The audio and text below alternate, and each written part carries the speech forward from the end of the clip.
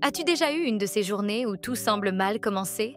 Comme un petit incident qui te fait dire « Eh bien, voilà, ma journée est gâchée ». Et si je te disais que ces petits contretemps étaient peut-être des signes d'un tournant positif à venir? Aujourd'hui, on parle de la théorie du pain grillé brûlé. Comment ces petits tracas pourraient être les indicateurs de grands changements? Alors, si tu veux apprendre à transformer tes obstacles en opportunités, reste avec moi. Abonne-toi, commente, partage et prépare-toi à changer de perspective. Premier, la théorie du pain grillé, brûlé. Qu'est-ce que c'est?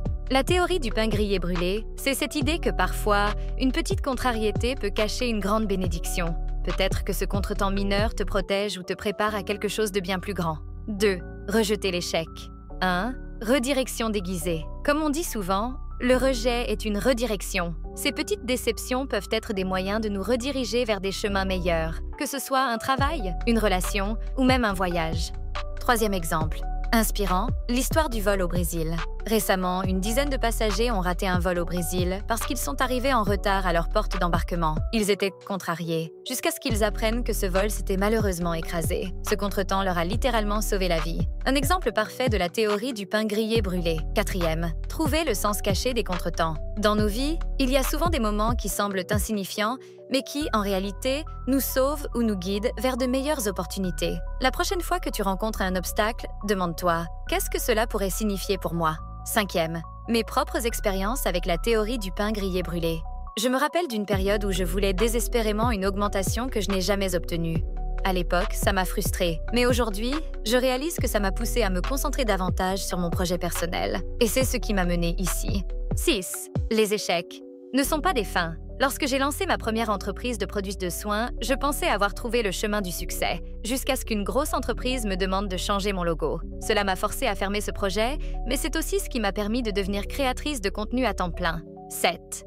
L'acceptation des inconvénients. Comme outil de croissance, l'acceptation est une grande clé. Plutôt que de lutter contre les petites déceptions, essaye de les voir comme des étapes sur ton chemin de croissance. Ces petits détours peuvent t'apporter les leçons dont tu as besoin pour t'épanouir. 8. Pratiquer la confiance en le timing de la vie. Une relation qui échoue, un emploi que l'on rate, tout cela peut être douloureux. Mais si tu gardes en tête que tout arrive pour une raison, tu pourras aborder la vie avec plus de sérénité et de confiance. Ce qui est pour moi me trouvera. 9. Adopter des affirmations positives. Pour t'aider à rester positif face aux obstacles, utilise des affirmations comme « Je fais confiance au timing de la vie » ou « Tout est en train de se dérouler pour mon bien ». Ces phrases te recentreront et t'apporteront de la sérénité. 10. Prendre un moment pour apprécier les bénédictions cachées. Enfin, sois attentive à ces petites bénédictions.